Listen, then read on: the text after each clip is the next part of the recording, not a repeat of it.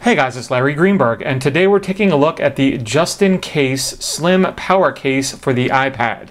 This works with the iPad 2, 3, and 4, and it sells for $69. So there are a lot of iPad cases that are protective.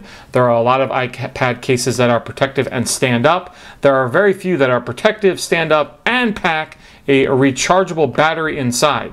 This is one of them. This case has an 11,600 milliamp hour battery built into the case that you can use for two things. One, you can use to recharge the battery inside your iPad. Two, you can actually use the battery in the case to recharge other devices.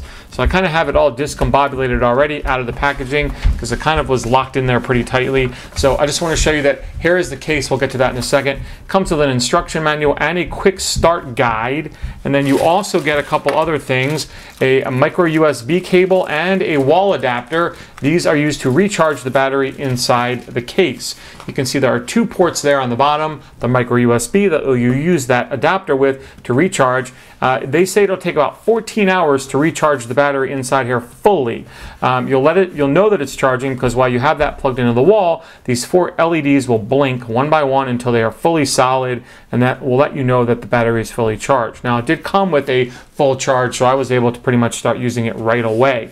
The other port is the USB port that you will plug in your own cable to either recharge the iPad or your other accessories. So I have my iPad over here in the corner. I'm going to pull it into frame and slide it into the case just like so. The case is made out of like a synthetic leather. It feels almost like canvas.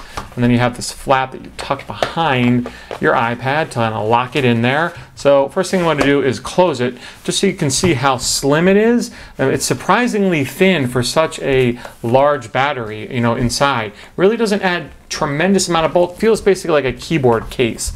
Now it has this flap here. Normally I don't like these because they're kind of hard to get in and out, but not so with this. This is reinforced with some kind of material in here so that it opens and closes quite easily. As far as opening it up, this case does not work with the sleep awake function, so you'll have to use the sleep awake button on your iPad to wake up the iPad. Before we get into the charging aspects, it does have this kickstand on the back that you can use to prop up the iPad really a couple different ways, like so, if you want to charge something right here, and I'll show you that in a second, or you could flip it all the way around and stand up the iPad like this in a nice video angle. There isn't really much in the way of a typing angle with this case, which is a little bit unfortunate, but plenty of video angles. There are cutouts all around the case. On the bottom, one for the charger, where you'll plug in your charger, one for your speaker over here, little perforation or cutout here for the volume rocker and the vibrate, or the mute switch, I should say, mute/orientation switch.